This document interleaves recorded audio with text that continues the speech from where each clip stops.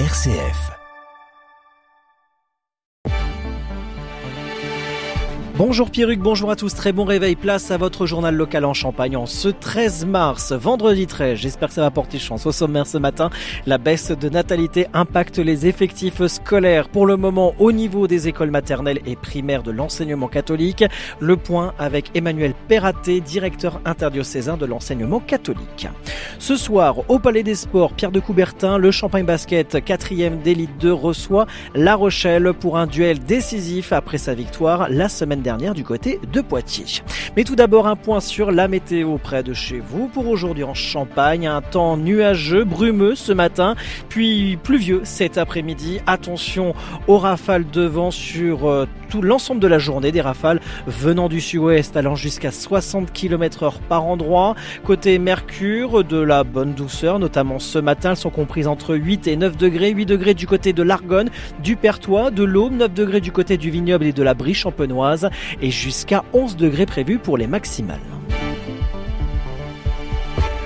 RCF Cœur de Champagne, le journal Christopher Fausten. La rentrée de septembre 2026 se prépare maintenant pour l'enseignement catholique. La baisse de la natalité commence à impacter les écoles maternelles et primaires de l'interdiocèse Reims-Châlons. Emmanuel Perraté, directeur interdiocésain de l'enseignement catholique. Alors les effectifs en particulier sur la baisse de la natalité. Si jusque ces dernières années on n'était pas touché par cette baisse de la natalité, à la rentrée 2025, et donc, a priori, à la rentrée 2026, on commence à ressentir de façon importante la baisse de natalité sur les départements de la Marne et des Ardennes. La baisse de la natalité fait que, automatiquement, il y aura des fermetures de classes. Et on commence effectivement depuis l'année dernière, comme je viens de le dire, à avoir ce ressenti sur les classes de maternelle où effectivement les enfants qui ne sont pas nés ne seront pas dans nos écoles et donc il y a automatiquement une baisse d'effectifs sur nos écoles primaires. Sur la partie collège, je pense qu'on se maintient encore en 2025, je pense qu'on se maintiendra encore en 2026 et sur la partie lycée, ça se tient tout à fait normalement. Conséquence directe de la baisse des effectifs, des suppressions de postes sont à prévoir. Suite au vote du budget intervenu en début d'année et aux échanges entre la direction de l'enseignement catholique pour les diocèses de Reims et de Châlons et le rectorat, il a été convenu que 25 postes étaient à rendre sur l'ensemble de la Champagne-Ardenne. Il y a sur certains secteurs des fermetures qui sont tout à fait évidentes, qui étaient presque attendues. La baisse des effectifs devait effectivement engendrer ces fermetures.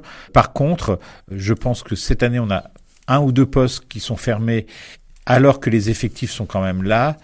La suite risque d'être encore plus compliquée s'il y a encore des reprises de moyens dans les années à venir. C'est ce qu'on nous annonce en tout cas, et que les effectifs sont présents dans nos établissements. Des propos recueillis par RCF Reims-Ardennes. Si pour le moment les collèges et les lycées ne sont pas impactés, la prudence est de mise. Ce vendredi, le Palais des Sports Pierre de Coubertin vibrera pour le prochain match du Champagne Basket en élite 2.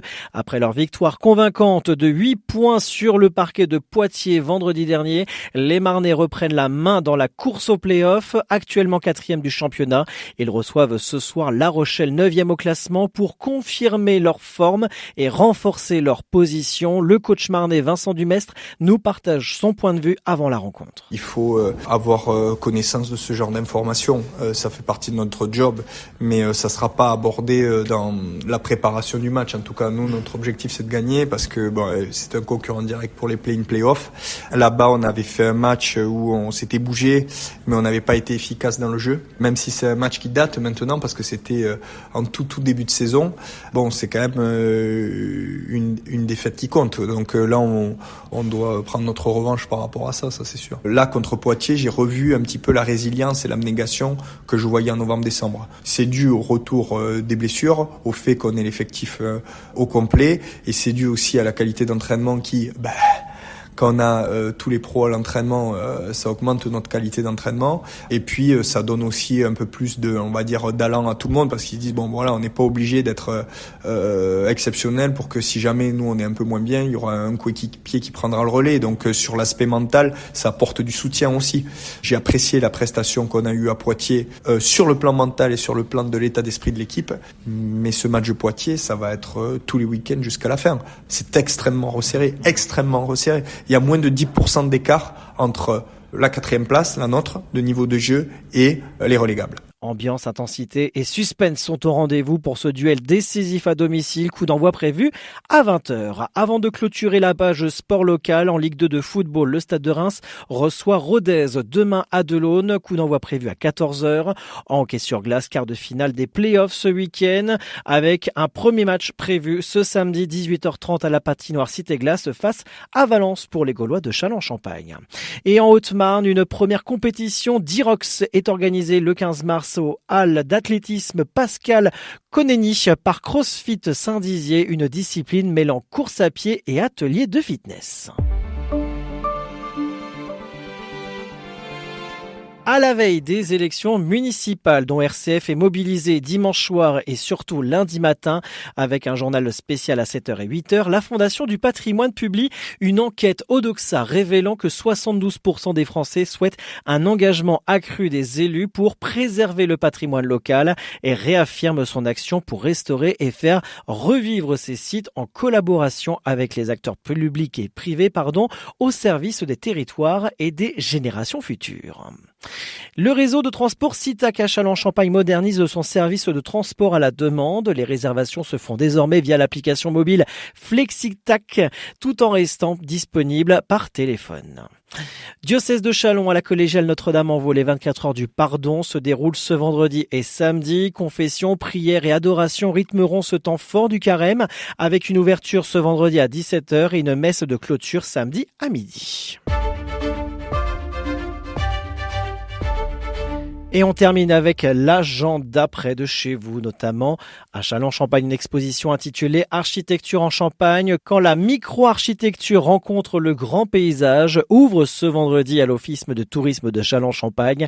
Elle sera visible jusqu'au 10 avril et présentera notamment les célèbres loges installées dans les paysages champenois.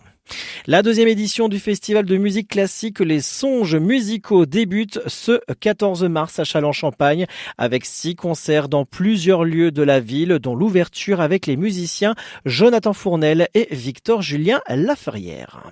Et on termine avec l'ambiance irlandaise ce samedi du côté de Vraux. Le Lions Club Châlons Effervescence organise une soirée de St. Patrick's Day avec le groupe Pink Floyd. Fin de cette édition locale en Champagne, dans la Marne, dans l'Aube et dans la Haute-Marne. Merci de nous avoir suivis, de votre fidélité. L'actualité en continu sur les réseaux sociaux et notre site rcf.fr. Vous le savez, dans quelques jours, le premier tour des élections municipales. La rédaction locale s'est mobilisée depuis plusieurs semaines. Vous pouvez retrouver l'ensemble des candidats de Vitry-le-François, de Cézanne, de Fère-Champenoise, d'Épernay ou encore de Châlons-Champagne. Vous pouvez les retrouver en podcast sur notre site rcf.fr. En parlant de Vitry-le-François, nous présentons aujourd'hui sur les ondes à travers 2 émissions spéciales à 7h33 ce matin, mais aussi cet après-midi à 14h, la présentation des différents candidats qui ont répondu à notre invitation. Sans oublier Gérard Goris, l'un des 2 candidats de Fère-Champenoise. Ce sera également cet après-midi aux alentours de 14h15. En tout cas, l'ensemble de ces candidats à retrouver donc en podcast. Et puis bien évidemment, RCF se mobilise, la rédaction se mobilise tout au long de ces 2 semaines, notamment dimanche soir avec la rédaction nationale. Et quant à moi, je vous retrouve lundi matin pour une édition spéciale à 7h et 8h revenant sur les résultats du premier tour des élections municipales. D'ici là, très bonne matinée et très bonne fin de semaine à l'écoute de vos programmes sur RCF.